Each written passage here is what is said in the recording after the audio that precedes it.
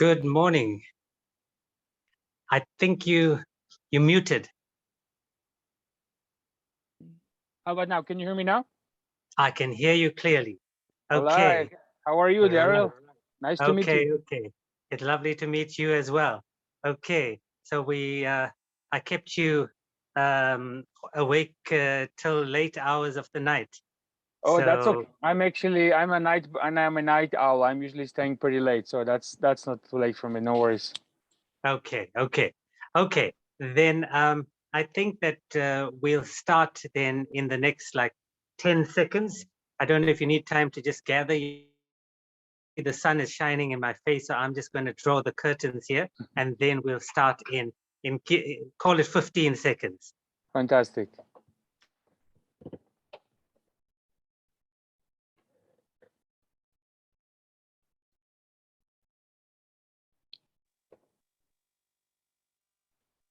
Good morning from the South African Festival of Children's Literature, and welcome to sunny South Africa. It's such a pleasure to have you here. Before we go any further, I want to know whether your first name is pronounced like that famous American president. I think it's time you introduced yourself in person, just in case I butcher your name. So the floor is yours for the next 1 minute. Okay, thank you, Darryl. So the way you pronounce my name is Baruch. It's similar to Barak, but it's actually with the ch at the end. So it's Baruch. That's how I pronounce my name. And greetings from North California. Okay, Baruch, it's really a pleasure to have you at the festival. I've gone on radio and I've been in newspapers saying I'm so pleased that I discovered this book of yours, DJ Bear. And I wanted to ask you and maybe force you to just give a brief synopsis of the book. But I wanted to ask you, how did you stumble upon this brilliant idea for the book? Was it something that just came to you in a dream? Did you always think about this? I mean, it was just simply brilliant, but I'll leave you to explain a bit further. Thank you, Darryl. First of all, I'm honored for the opportunity to share my story in my book, and thank you so much for giving me the stage. I'm very, very grateful. Excuse me. So the book came to me. We're going through in life through many, many trials, and I think one of the things that every human being, especially after we pass our childhood, when we go becoming what we call adults, there's some kind of a dream that lives inside of us. And I don't have statistics, but from what I've seen in society, I don't think many people are living their dreams. And I've witnessed that time and time again. I've met a lot of people who gave up on their dreams. And I can say about myself that this is something that I had many challenges not to give up my dream, which is to become a visual storyteller, a children's author, animator, artist, illustrator, and designer. And there were many, many trials along the way that tested my persistency, whether I'm going to live my dream or not. So this is something that's been a theme in my life and been something that I've seen in many people. So I realized I want to tell a story for the children and also the children at heart, because I think inside of every adult, there's still that child that carries a certain dream. So my desire with this story was to tell a story that it will inspire children, that is actually possible, and to empower them. It is possible to have a dream. First of all, it is possible to pursue a dream, and it's very possible to actually live your dream and manifest it in the world. And for the adults, I would like to give a reminder in a very cheerful and encouraging and playful way that it's never too late to give up on your dreams. And the reason I chose the story of a DJ, because first of all, I think music is something that is, everybody likes music. I'm not personally a musician. I like to DJ myself. It's not my profession, but aside from being an artist, I also like to DJ. So DJ is something that I've experienced that gives a lot of joy to people. So I thought it's going to be a very beautiful way to bring not just music, but bring a dance, brings an element of aspect of celebration. Because the story of DJ Bear, just kind of tell briefly, the story is a story about a bear that was born into a family that has been in the honey trade business for many, many generations. So he's been basically groomed, so to speak, to grow up and to become another bear honey trade. trader and businessman. But inside of him, there has been a dream of music that has been repressed because of the conditioning of his family. So he kind of forgets his dream, and then he grows up becoming a businessman, and everything goes smooth, and everything is going well. And one day something happens that basically forces him to go on a journey to rediscover himself. And then he realizes that he's been doing something that he hates. One of the things in our society, like the 9 to 5 thing, all people are doing that because they have to. So that's kind of what he's following in his story. But then he's awakened, and he realizes that he's not doing what is his soul or his spirit has been calling him since he was a child. And then he rediscovers his love for music and he becoming a DJ bear, and he starts to travel. And there are a lot of things that are happening before that and during that I would like to leave for the readers. Yes. But yeah. Okay. Baruch, it's striking for me. Sometimes when I discover an author and I love their book, then I always go in and research what else they've written. And I must say, I'm really so happy to have discovered your other 2 books. And it seems to me like a central thread through your other books, especially children's books, are animals. Is this a deliberate choice of yours, or did you just one day have the inspiration and you thought that's a great idea? Darryl, I'm a big animal lover, and I love animals. I have 2 dogs, and my wife and I love animals very much. And since I was a child, I don't know if that's kind of an ability, but I was very tuned to animals. And I think animals, they speak to us, and they have their own language. They don't speak human language, but animals definitely communicate. And since I was a child, I was very fascinated by there's a certain magic to animals. So this something been a fascination of mine since I was very, very young. I would look at birds, I would look to different animals, and I could sense they're communicating in a certain way. And I think what could be a much better way to depict human traits through animals? Because I think sometimes when we try in a storytelling, when we try to depict humans, it kind of becomes very straightforward and kind of boring. I think animals have some kind of a colorful aspect to them. There's some magic, and we can basically use animal traits to demonstrate what human would be like. And I think it's much more beautiful in a storytelling. Right. Okay. So if I'm not mistaken, the title of your one book is Snurtle. Yes. And the other one is Thor the Polar Bear. Yes. Beautiful. I've read up on it, and after this, I'm going to email you because I must order your books for my university, the University of the Western Cape. Our students will simply, future teachers, I'm in a faculty of education, future teachers will simply love your books. So I must get those details from you after this talk. Baruch, this beautiful line that you penned, time is honey.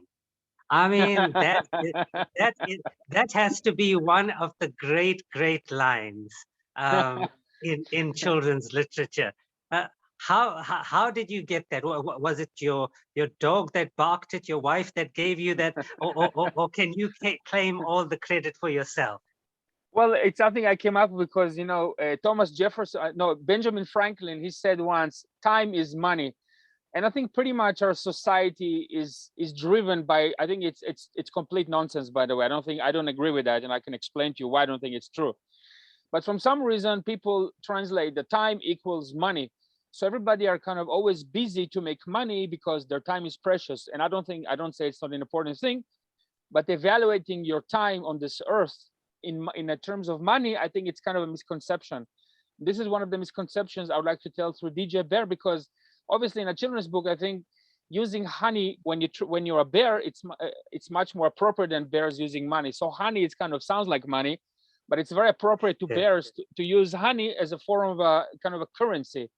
So I'm not. It's not my goal to tell children money is not important. Money is very important, but I think we need to put things in perspective. And I want to children, and also children at heart, to realize that the first thing we have is our soul and our dreams. Everything should follow that. So that's kind of part of the story. So that's why I use that kind of that phrase. Right. Okay. No, it's a beautiful. I remember reading it and smile.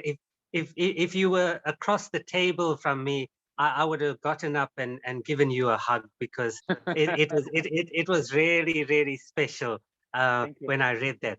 Now, Baruch, I also noticed another signature sort of style or device that you use is rhyme. And I remember reading, I think the words were something like position and mission. And you usually when you have rhyming words, they look pretty much the same. And here it shows like deep thought went into rhyme. And as we grow older, we lose that ability to use rhyming words. Is this something that you find is essential to the art of children's literature and telling stories for children? First of all, thank you for the observation. It is very important to me. I grew up in Israel, and one of the children's books that was striking to me from the very young age were the books of Dr. Seuss in Hebrew. It was in Hebrew, but it was still in rhymes, and there was certain magic in rhymes. It's like it gives you it has a beat. It's like when you read in rhymes, it automatically becomes music. So like I think that so I want. It's like for me the rhymes it has kind of life of its own. It's like a beating heart. So it's kind of when you read in rhymes, it puts you in a certain rhythm. And I think it's beautiful for me. I want to create an experience when the reader the reading rhymes and also goes together with the images. And by the way, I have if you allow me, I can do some screen share and I can show some of the artwork. But I think the rhymes they accompany my artwork because my artwork is very playful and it's very whimsical. So the kind of rhymes and the artwork, they go together. They create kind of a multimedia experience, so to speak. Right. Okay. Now, I really thought, it was beautifully done. Not because sometimes it can be overdone, but it was just beautifully done in your book. Baruch, I have a short memory span, so I may forget to ask you about sharing some of your illustrations, and maybe I'll give you a bit of time now before I go to some of the closing questions. But if you want to maybe share some of your illustrations, and maybe, I don't know if you've got the book in front of you, if you want to do maybe just a short reading. There's that beautiful, beautiful book cover. Yes, DJ Bear, one of the unforgettable books from this 2022 South African Festival of Children's Literature. Baruch, go ahead and I don't know whether you're going to share your screen or just go through the book, but I'll leave it up to you how you want to share the illustrations with the audience. Yes, thank you, Darryl. I need your permission to share the screen because it says that the host disabled participant screen sharing. So I need you to allow me. Right. Okay, now let me just see. Now this is going to be okay. I think I have now made you a co-host. Does it? Yes, perfect. Right. So let me open that. So I prepared a few images from my book. Right. This is the cover. And just a quick, just tell you quickly about the cover. In the cover, obviously, you see DJ Bear with his DJ gear, and we have the bees. And if you also notice, oops, one second. If you notice, we have the birds and we have the bees.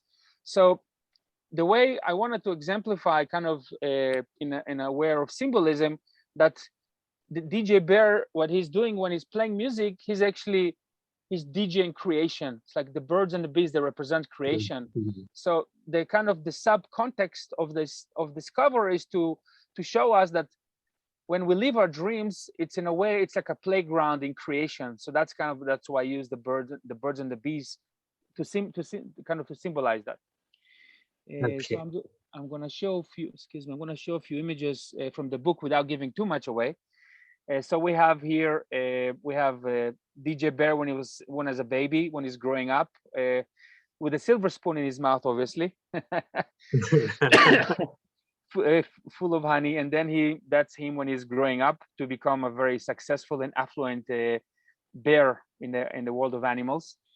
And this is an image from the book that you see kind of how the bears are working, rolling barrels and loading them up, and kind of it's a whole kind of an industry thing. And this is an image from kind of a farmer's market. You can see a scene where animals are very excited to come and buy this really prestigious honey from this family of bears. And on the right side, on the bottom, you see them counting money. So kind of it gives you an idea that while they really enjoy their trade, also really enjoying counting money, and there's nothing wrong with that. But it's kind of it's kind of what he's growing up into as a young cub. And then I have a few pictures here of my book, and with some other images, kind of in a nice setting. And I'm not going to give up too much what's happening in those images. Yes. I will just leave that to the, like in here, I can say that that's part of when he's waking up, he's realizing he's been locked in a golden barrel, in a cage, which is behind. That is beautiful. Absolutely beautiful. Thank you. Sure. And it's kind of there's a lot of people who are living in a golden cage. Their life is very rich, and it's very full of a lot of luxury, but they are very miserable people. So that's why the bee is holding the key to the bear, because he's about to unlock himself from his kind of slavery, living the life that he does not want to live. Right. And then there's some other images from the book, like here, like you can see the family. There's the family of the bears. Later on the left, you can see DJ Bear. They're going on a journey to make animals happy, because the other point of the book, it's not enough that you just live your dream, but it's something you want to share with the world. Naturally, when you do something you enjoy, the natural inclination is to go share it with other people. So if you're a musician, you want other people to enjoy your music. If you're a chef, you want other people to enjoy your food, etc. So it's a very natural thing that you do something good for yourself, you also want to share it with others. I think my kind of personal understanding that if every human being on this planet will live their dreams, we can really accomplish something really beautiful on this planet. If we really truly follow our heart and our mission in this world without fear and without other things that might stop us, we can make this world a really beautiful place. Okay, Baruch, Yes. I'm just keeping an eye on the time, and we've got about 4 minutes left.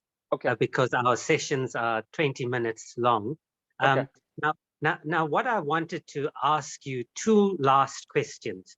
Okay.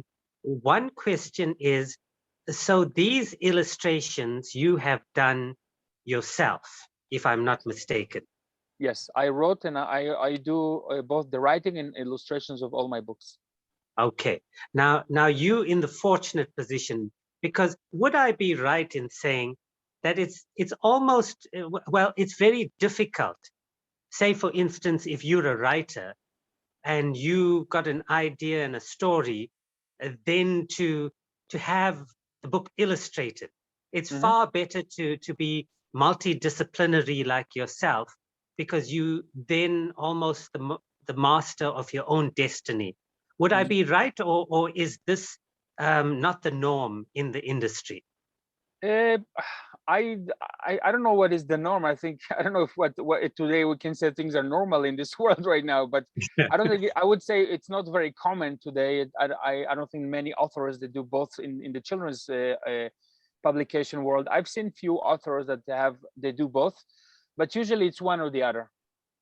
Right. Okay.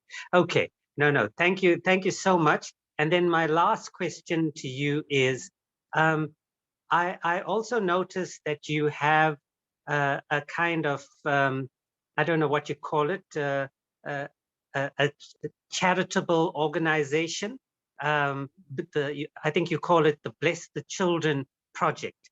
Yes. Can you tell us a bit about that? What is that about, and why did you start it, for instance? Yeah, that's actually a beautiful question, Darryl. The Bless the Children Project is a foundation that I co-started with my wife about 10 years ago. And the reason I started this organization to help children in disadvantaged areas, especially impoverished children, is because that's my own background. As a child, I was a foster child, and I was raised in a kind of a boarding school foster home in Israel. which completely transformed my life. I was at the age of 10, I had a very, very rough childhood. So I was brought up in this foster home that helped me later on to get even a scholarship to study in the United States. So one of my commitments when I graduated that school, a very prestigious school in Los Angeles, is that I want to give back to other children just the way I received. So Bless the Children is one of the ways that I give back to children. And one of the ways I do, I donate books, and I do a free art mentorship program, which you can see on our website on blessthechildrenproject.com. We've been, my wife and I have been doing art mentorship for children free of charge. It was going on up until the COVID, and now we're kind of evaluating ways to bring it back, but it's been going for a few years, and we did many, many other activities you can see on the website. Okay, Baruch, I just wanted to tell you, you are probably the most perfect fit for our festival. I must tell you, that part of the reason we created the South African Festival of Children's Literature was to raise funds for the Heartlands Baby Sanctuary in South Africa, in Cape Town here, orphan children, and given your background. And then the other thing is our mascot is also a bear. and we've called him Big Ears because we wanted the symbolism, of the big ears catching the stories, etc. And when I saw your book, I just thought, it's the universe talking to me. Baruch, it's been one of the great pleasures to have met you. I will always follow your books and follow your websites from now on. It's just God's way of sending you to cross paths with us. And I'm sure that, your books are going to strike a chord with many South African children. And I thank you, and I thank God for that creative mind of yours. And I'm sure, judging from what you've said, your wife is also your muse to a certain degree. So bless her soul as well, and your 2 dogs. I've got 5 sitting around me. They're sending waggy tails to you across the oceans. Well, Baruch, lucky thank you. you, and I'll leave the final word to you. And thank you so much. Well, Darryl, thank you so much. I'm super grateful for your kind words and your wonderful hospitality. My desire and my dream is that my books will inspire millions, if not billions, of children in this world, especially the impoverished ones. I know there's always somewhere a child sleeping in a bed, if even they have a bed. They're going to sleep hungry, and they pray to God at night that they want their dreams to come true, because I've been through that myself. It is my dream, my desire, that my books will inspire and will empower those especially those impoverished children, bring them hope, success, and abundance. That's my wish. Amen. Okay, Baruch, thank you so much. And I'm sure that everyone has just loved the session. And I'm sure that many librarians in South Africa have taken note, and hopefully they'll order many copies of your book and allow you to carry on with your charitable organization in California. That is Baruch Inbar. Thank you so much for being a part of this festival, and go well. And please let us always know whenever you have a new book out. Thank you so much, Darryl. God bless you. Have a beautiful day. Bye-bye. Thank you so much. Thank you. Okay, Bye-bye. goodbye. Goodbye.